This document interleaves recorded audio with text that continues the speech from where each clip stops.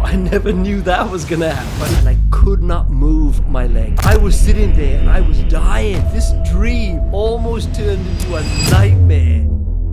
I'll be honest with you, the reason I wanted to climb Ben Nevis is simply because of one movie that I watched years ago, Braveheart. I mean, the movie itself was absolutely fantastic, but that's not the reason. When I saw the movie, I saw William Wallace as a warrior running up and down the Scottish Highlands and the scenery. I couldn't believe it. I'm looking at this thinking, I know this movie's great, but this scenery is mind-boggling. And it was just something happened to me inside. I'm like, I gotta go here. Wherever this is, I gotta go here. And it was the Scottish Highlands. And ever since that day, it was like this little seed was inside me, nagging me, saying, you gotta go to this beautiful, magical place. It wasn't that I wanted to go to Ben Nevis. I wanted to go to the Scottish Highlands because that's what I saw in the movie. I had no idea what Ben Nevis was. But every year, life just got so busy. I was so busy doing so many different things. And I was just passing the buck, thinking, okay, there's more important things to do. I just felt that, yeah, one day I'll go there. One day I'll go there. Well, what happened was in August of 2021, my wife was diagnosed with cancer, and she actually had stage 2 breast cancer, and we didn't know how deadly it was at the time. So when we saw the doctors said we have to act fast. And it took about a year and a half to get over that terrible time. And finally, she got the all clear. Thank God she fully recovered. And at the end of a year and a half, she said to me, she goes, look, you just don't know what's going to happen tomorrow. And I know your dream was to go to the Scottish Highlands. You gotta go now. Go do it. And right at that moment when she said that, that's when I was convinced. I ain't waiting any longer. I'm 58 years old. I'm not promised nothing. I don't even know if I'm gonna be here next year. I don't even know if my knees are gonna work next year. I don't care. I have to do it. And after she said this to me, I made the decision. That's it. I'm going.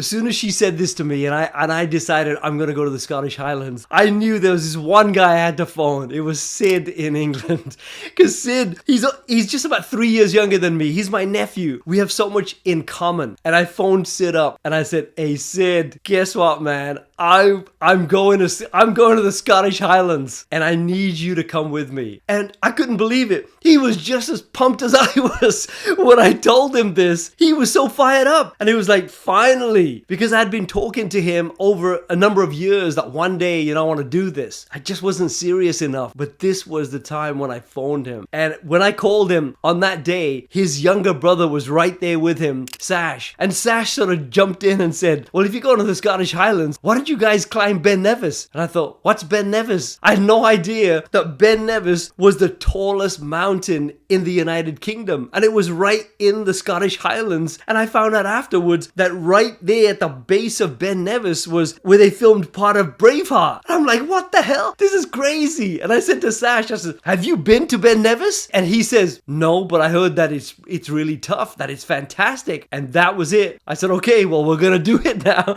We're going to go to Ben Nevis. And he got fired up. And I'm thinking, okay, now there's 3 of us. And that's how it started. So then we started telling other people. And all of a sudden, it was like this whirlwind of excitement.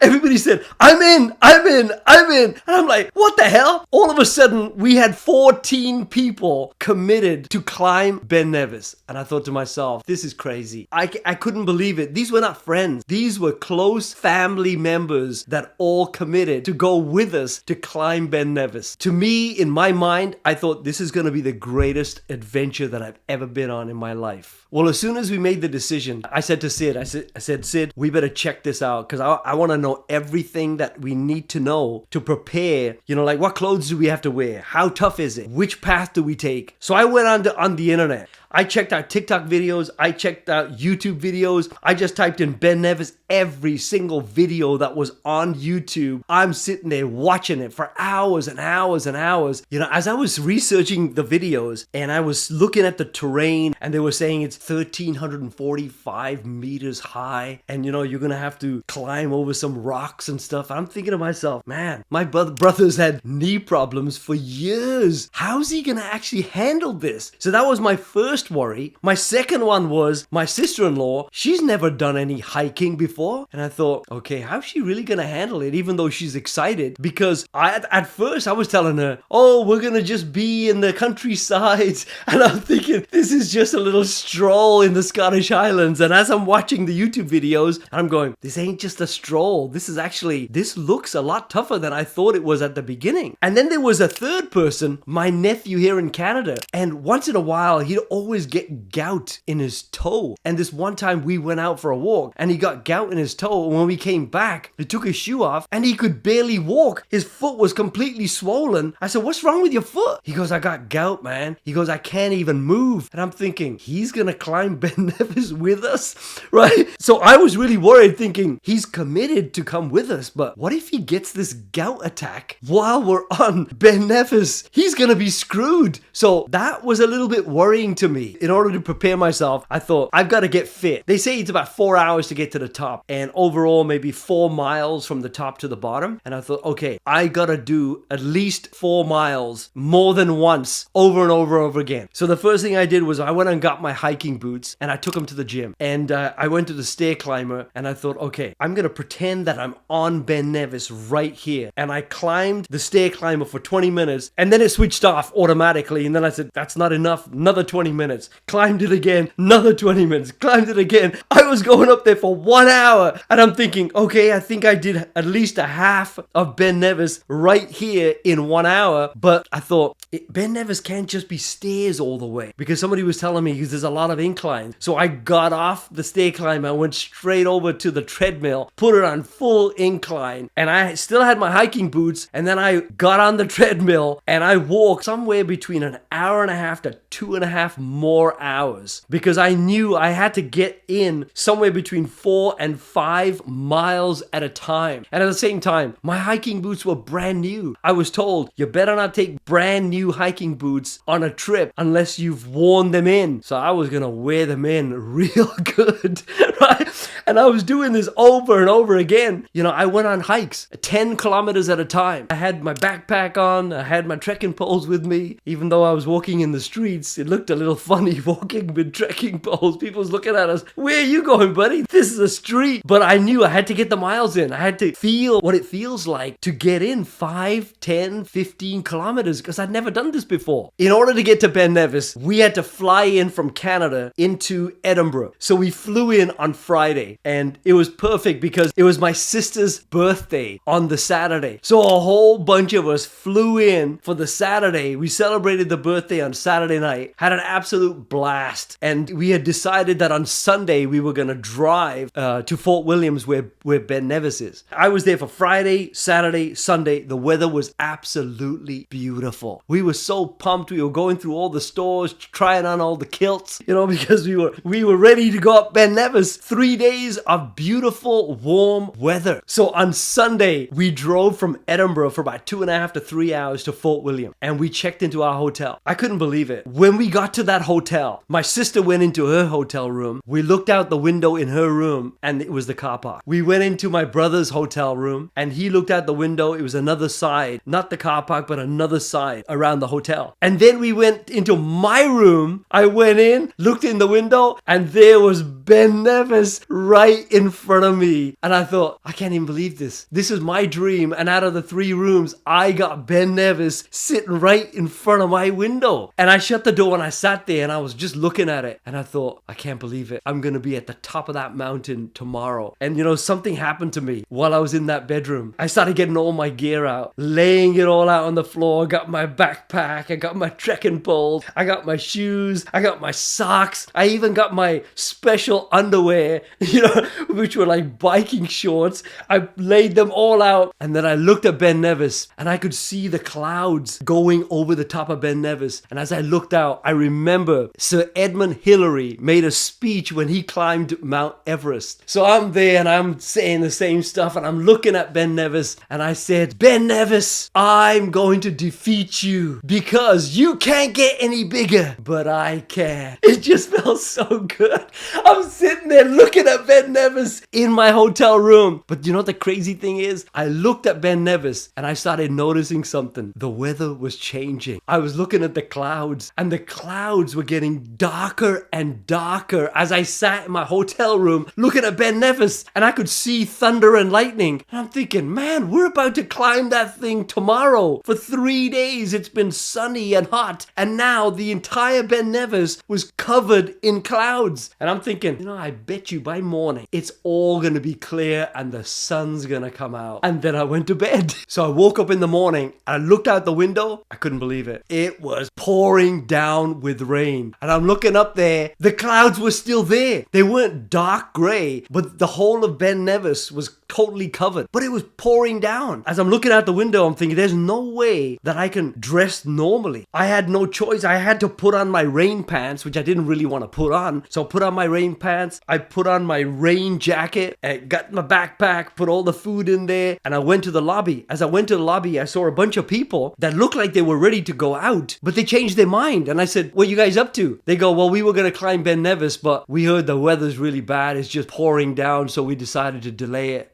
And I thought, oh my God, they're going to delay it. I said, we can't delay it. We got 14 of us going up that mountain. We had no choice while other people were backing off. We said, forget it. We ain't backing off. So we got out of the hotel. We got into the car. I went into Sid's car, and the others were in a different car, and we were all headed to the Ben Nevis Tourist Center at the base of Ben Nevis. And while I was in the car, Sid was driving and we were heading over to the base. It was pouring down, and I said, Sid, how do you feel? He goes, I'm fired up. He says, how do you feel? I said, I'm pumped, man. I'm absolutely pumped. And right there, I was thinking about the movie 300, the Spartans, and I said to Sid, Sid, tonight we are gonna dine in hell. And Sid started laughing. We were trying to pump each other up, and I says, are there any Spartan warriors here? And we were both chanting, ahoo, ahoo, ahoo. Man, we were so pumped driving to Ben Nevis. So when we got there, everybody had their rain gear on because it was pouring down with rain. And one of my nephews, he went into the tourist center. It's just a store. And he went and got himself, I climbed Ben Nevis medal.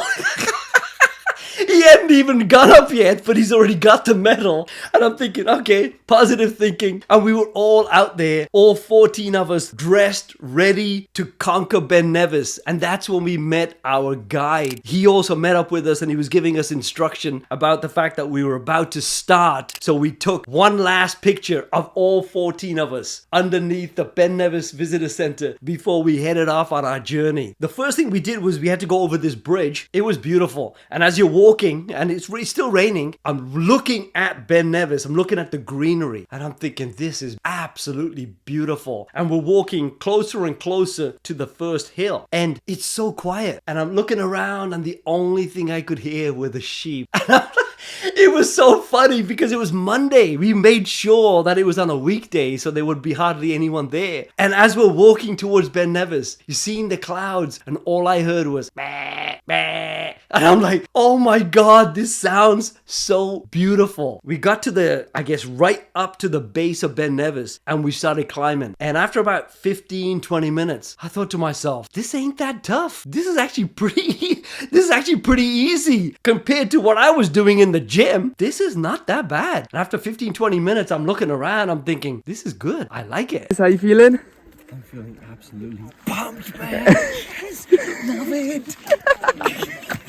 So what happened was, because the path, it's not too narrow, but it's not too wide either. I mean, you can't have more than 2 or 3 people on the path itself going in the same direction. So what we did was all 14 of us was one behind the other. I actually stayed closer to the back so that this way we could make some videos of the scenery, and we had some privacy, and we could see where everybody's headed. It's about 45 minutes in up Ben Nevis.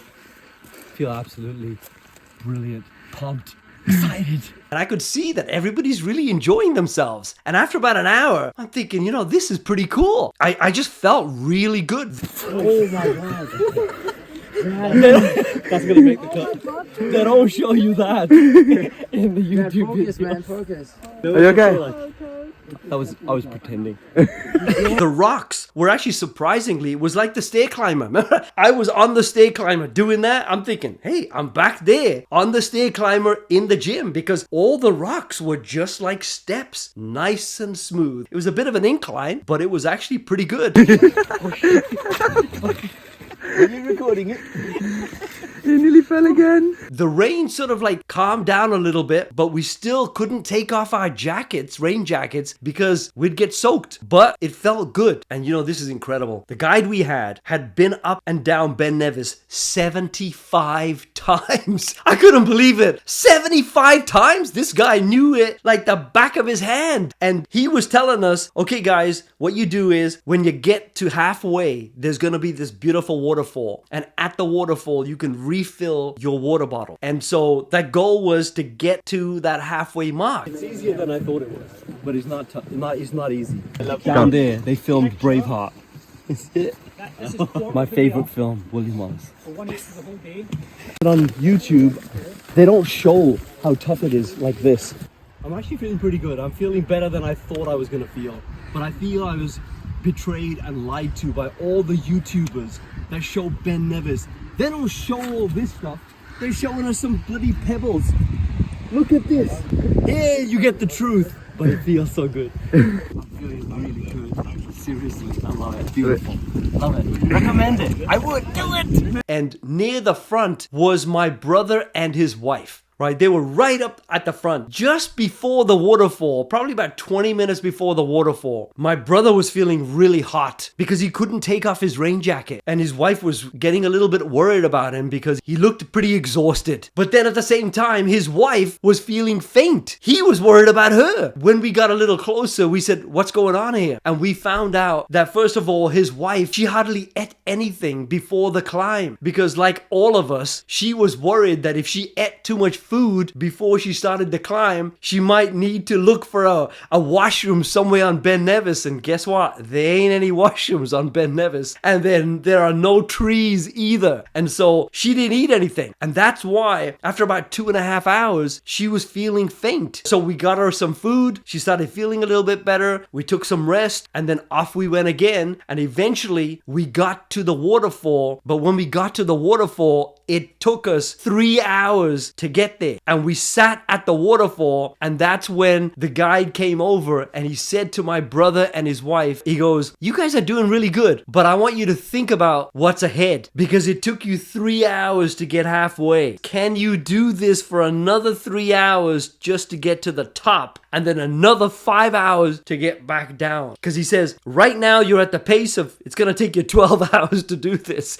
And he goes, can you do this for another 9 hours? And they're like looking at each other like, 9 hours? Because they looked absolutely pooped. Inside my heart, I was thinking, say no, you got to go back. But I didn't want to say it. And they were looking at each other and they made the tough decision that, you know what? We've reached halfway. We did good, but let's not risk it. Let's turn back. And you know, we all felt so proud of them that they did it, that they reached halfway. And they decided to head down, and we all decided to head back up to the top. We're halfway at Ben Nevis.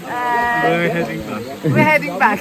And for a minute, I thought the guide was going to take them back down. And I talked to the guide, and he goes, I'm sorry, my job is to get you guys to the top and then bring you back down. My job is not to take somebody halfway back down, because then how you guys going to get up? He goes, they're going to have to make their way down slowly by themselves. And that's when I thought, holy cow, I never knew that was gonna happen. Within 10 minutes after the waterfall, all of a sudden, my nephew, the guy with the gout, he's in front of me. I said to him, I said, what's the matter? He goes, I got a cramp. He didn't have gout. He had a cramp in his right thigh. And every time he tried to raise his leg up to get to the next step, he was in agony. And he goes, it's killing me. I can't lift my thigh up. And I'm thinking, oh my God, not another one, right? So I rushed down and I said, I got an electrolyte in my bag. So I opened up my bag and I pulled out a pack of electrolytes and I gave him an electrolyte tablet. And I said, here, take this tablet. This is what's missing. I says, you know, you don't have enough water. You don't have enough of the minerals inside of you or enough salt to get the muscles moving again. I said, take the electrolyte tablet. The funny thing is, within 30 seconds, he's moving again. And he goes, hey, that tablet really worked good. And I thought, what? That tablet ain't gonna work that fast. But obviously it did. He starts walking within 30 seconds. Ah! my leg. I'm like, what happened? He goes, it's happened again. And he couldn't move. I looked at his face and I could see the agony in his body, in his leg. And he knew he ain't going to make it. And that's when he said to me, he says, I'm going to go down and I'll catch up you with your brother and his wife because it's too painful. I can't lift my leg up. And I thought, oh, wow, this is tough. So he starts going back down. The funniest thing, in 5 minutes as he was going down, he met up with my brother and his wife. And he looked at them, he goes, what are you guys still doing here? They go, we changed our minds. We decided not to go down. We decided we're going to keep going up. We'll just go up slowly. And then eventually we'll meet up with you guys as you start coming back down. And he started laughing his head off. And they go, so what are you doing here? And he goes, well, to tell you the truth, I'm going down because I can't move. I got a cramp. And they then said to him, okay, fine. You know what? We'll go down with you. So the three of them actually went down. Going down, the rocks that they had to go through in order to get down was incredible. They put their trekking poles down and they had to hold the rocks. That's how tough it was for them. But they were okay. They made it. They took their time slowly, but they made it. But what they didn't realize is, thank God they didn't go up after the waterfall. You know, for most of the time, for about, I would say, for 3 hours, I was doing okay. But then all of a sudden, after 3 hours, man, thank God I had my trekking poles because my legs were starting to really ache. At first, I was at the back of everybody, you know, intentionally to stay at the back because I was making some videos and stuff like that. But then as the time got on, I'm thinking, man, I can't even get to the front because I'm like pooped. My legs were killing me. I did not expect it to be as hard as it was. And there were times when I had my trekking poles in my hands and I just leaned right on them, you know, like just to get the weight off my legs. And everybody was looking at me like, are you tired? And then I quickly stand up and say, no, I'm not tired. I already prepared for this. But I was. It was not that easy because within 20 minutes after the waterfall, the terrain was absolutely terrible. 4.5 hours in, how you feeling? I'm feeling good. Got my electrolyte tablet. Muscles were not cramping, but prepared. But it's great. 45 minutes to the top. Almost there! It was like a bomb went off. All the rocks were massive, jagged, haphazard, you know, in all sorts of directions. And if you stepped on them in the wrong way, instantly you could have a bust or sprained ankle right away. And I had no idea that that was ahead of us. And the incline, I mean, it was straight up there. I never saw this on any YouTube video that I had seen. It was almost like as I was going up there, I'm thinking, man, these guys lied to me on YouTube. What happened here? How comes not one person showed me what was going to happen after the waterfall? I kept saying to myself, they're a bunch of liars. They lied to me on the internet. The YouTubers, they all lied. They just showed me, oh, look how nice and sunny it is. Oh, look at how green it is. Look at the paths. I'm thinking, they never showed me this because I know for a fact if I had shown half my family members this terrain, there's no way they would have come with us. But it was too late. We were already there and everybody just, you know, pulled up their socks and one after the other. We just set our minds to it that we were going to get to the top. Another 45 minutes. We're almost there. Loving it. Loving it. Are you? I am really loving Actually. it. You're going a bit slow there, buddy. I know. Slow but loving it. So as we were getting closer to the top, right, we'd ask our guide, so how long left? Oh, 45 minutes and we'll be there. And then we'd go probably half an hour later. How long left? Oh, just 40 minutes left. Like, what? It's 45 minutes before, now 40 minutes? And every 10 minutes it was like, oh, still 35 minutes. I'm like, man, time is going really slow at the top here. And then we started seeing people come down and they're going, keep it up, guys. You're almost there. And I'm looking at these people coming down and I'm going, look at what they're wearing. I saw people wearing sandals, shorts, t-shirts, no gloves. I saw this one guy, he's frozen. And I said to him, I said, man, where's your gloves? He goes, I should have brought gloves. He goes, my fingers are frozen. I can't even open the chocolate bar. And I'm thinking, why are you wearing sandals and shorts? They were so unprepared. They had no idea what to expect at the top. Luckily, even though I was tired, I was prepared. I knew what was going there because I watched this video from Abacus Mountain Guides. There was a guy there telling you all the stuff that you need in order to be totally prepared. One of the things that he said was, you better take a couple of pairs of gloves with you. And I thought to myself, it's the middle of June. What do I need gloves for? Thank God I took my gloves with me. So then I asked my guide, I said, so how long left now? He goes, we're going to be there in about 10 minutes. And that's when it's like, I'm thinking, holy cow, this is it. We're about to be there. But the thing is, right at that point, the wind was crazy. The wind's blowing and you could hear the noise in your head because I got my cover on and it's going, it's doing this right on my face. And there's mist everywhere. It's literally, we are in the clouds. How you feeling? It's not blowing all over my face everywhere, but it feels really great.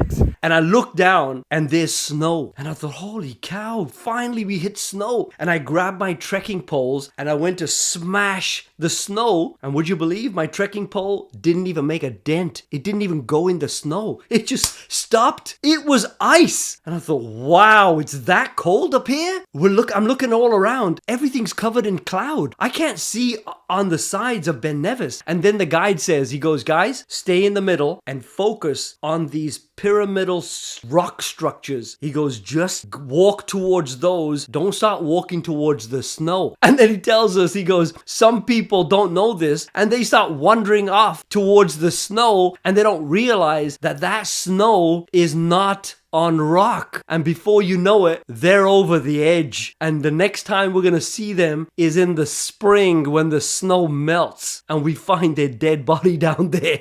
And I thought, whoa. He goes, yeah. He goes, don't go on the sides. It's dangerous. But it's huge at the top. It's like 2 football fields wide. So it's a big area. You don't have to panic. You just got to keep off the edges. And so he said, go towards those pyramidal rock structures. When you get to one, look for the next one. And then look for the next one. He goes, those are designed to take you to the summit, to the actual highest point on Ben Nevis, so you don't get lost. That's why they built these structures. And so we started following them. The terrain now was crazy. The rocks were on top of rocks, on top of rocks, on top of rocks. When I finally got to the top, I looked at the rocks. It was like a bomb had gone off. What I actually heard was it used to be a volcano that sort of erupted inwards. And these were all the rocks from that time. But it was just crazy. It's so easy to sprain your ankle. And Sid got to the summit before all of us because he was right at the front. But he was waiting for all of us to get up there so that he could take that photograph on the summit. So he had been up there for like probably 20, 30 minutes freezing his butt off because he was wondering, where are we all? It was that cold. But you know what? When we got to the summit, we couldn't see anything. There were clouds 360 degrees around us. All we saw was what was on the ground and what was in front of us, which was the pyramidal structures. And then we saw it, the monument. It's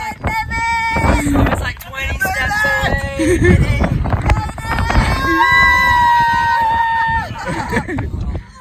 The summit is just there. Let's go to the summit. That was the highest point on Ben Nevis. Everybody's goal was to get to that monument and climb onto it to take their photograph. And a whole bunch of us were right there. We helped each other up to the top and we put our arms up in the air. And man, that point, that victorious moment when we all knew we made it together as a family. What a feeling. Every bit of pain coming up for the last 4, 5, 6 hours to get to the top just felt so good. And you know, when I'm standing on this monument, I was just thinking one thing. I accomplished my dream. My dream actually came true. After all these years of watching that movie, I did it! I did it! Just climbed Ben Nevis. How you feeling? I'm feeling really good, but I'm cold like hell.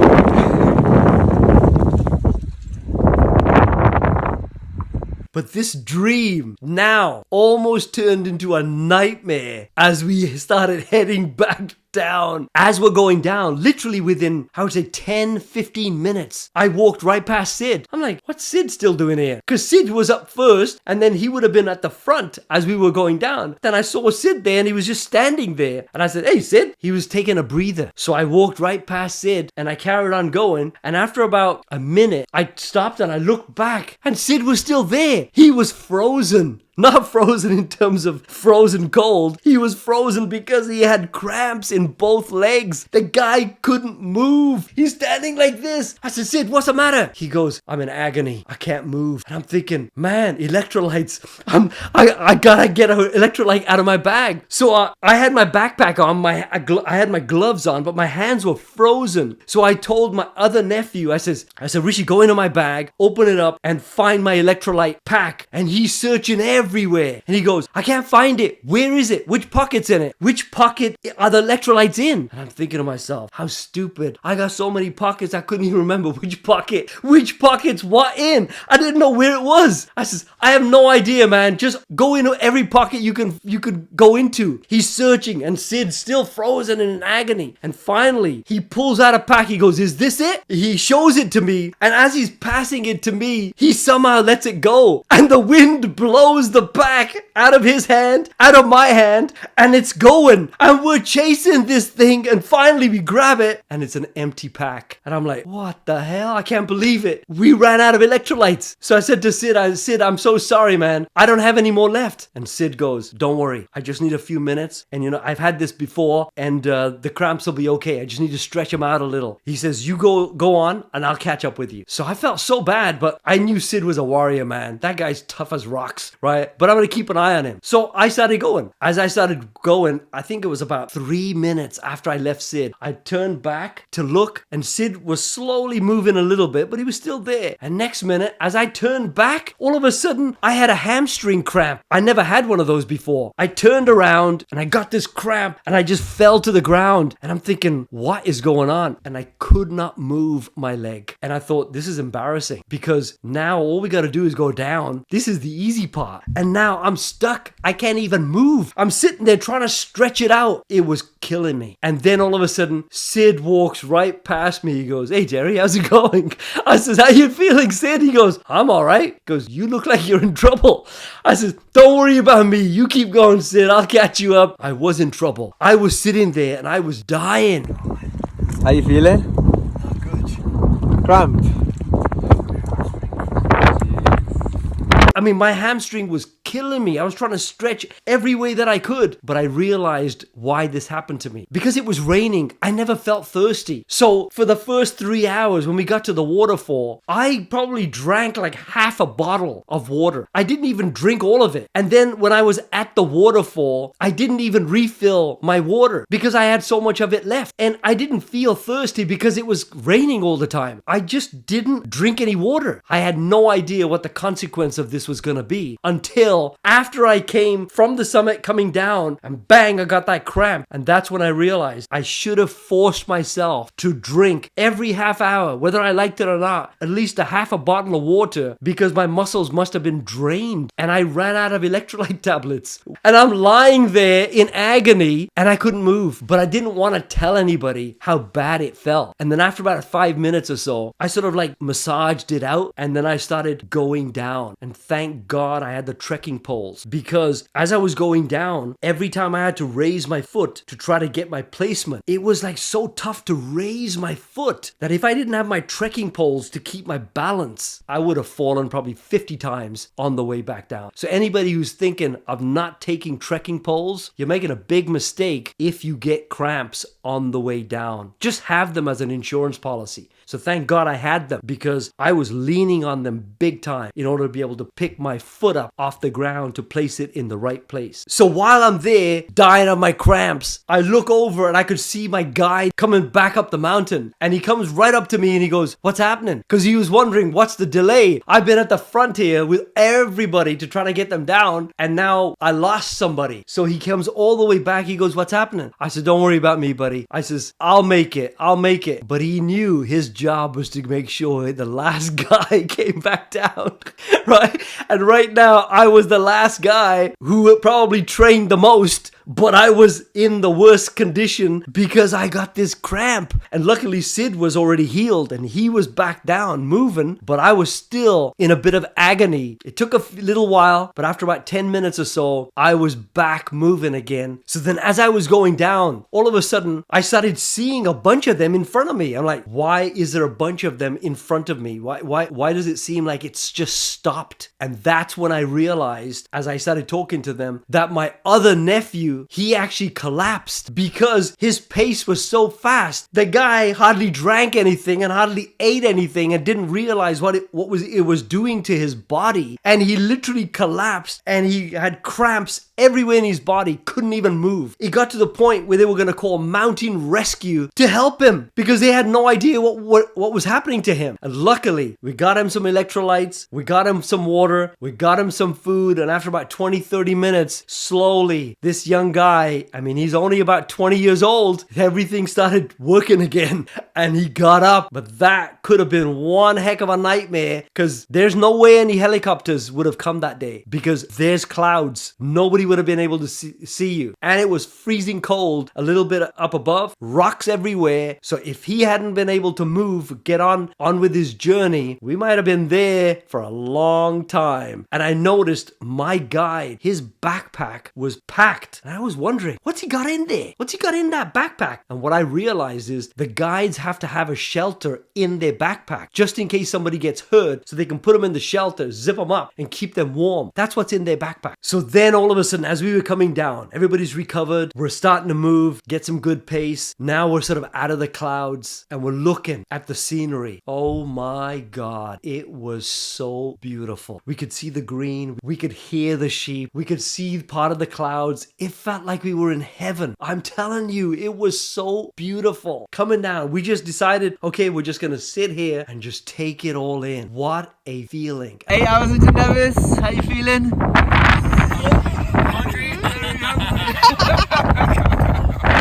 Would you do it again? Was it worth the views? Ask him how he feels Back at the waterfall, how'd you feel? feels so good. And I had this music on. It was the Interstellar theme music. And I had it in my ear and I was looking out at the scenery and I was in another world. It was just the most beautiful experience that I ever had in my life. And I'll tell you, Ben Nevis was the trip of my whole life. It was the best thing that I had ever done in terms of a vacation, adventure, you name it. Coming down that mountain and seeing everything was just priceless. But the best part about it was that we came down as a family. All of us had each other's back, and the laughter, the jokes that we told each other, going up, coming down. We laughed so much on Ben Nevis. The bonding, this was the greatest trip from every aspect. Final stretch, how you feeling? It's tough, man. My legs are like jelly. Absolutely like jelly. I recommend it. Okay, maybe don't. Now you know why it's jelly. The relationships, we had such a beautiful time. And then we headed over that bridge again and headed to the visitor center where we picked up our medals. We had actually conquered Ben Nevis. We did it. When we finally got down, I started thinking to myself, was this easy or was this hard? I can honestly tell you this was the hardest thing I ever did in my life. The guy told us, he goes, you guys were the slowest group that I've ever had. It's because there were so many of us. We were all waiting for each other, and at the same time, we were having a lot of fun. So we sort of took our time. I mean, there were times when, I decided to take a few minutes and feed the sheep, and talk to the sheep on the way. So it sort of got a little distracted because we were having fun. But at the end, when I went over the bridge, I started thinking, how was this trip? It was one of the hardest things that I had ever done in my life. But it was the most beautiful, worthwhile thing. It was a beautiful adventure. I would recommend it to anyone as long as they prepare themselves for what could happen. It'll be a life-changing adventure.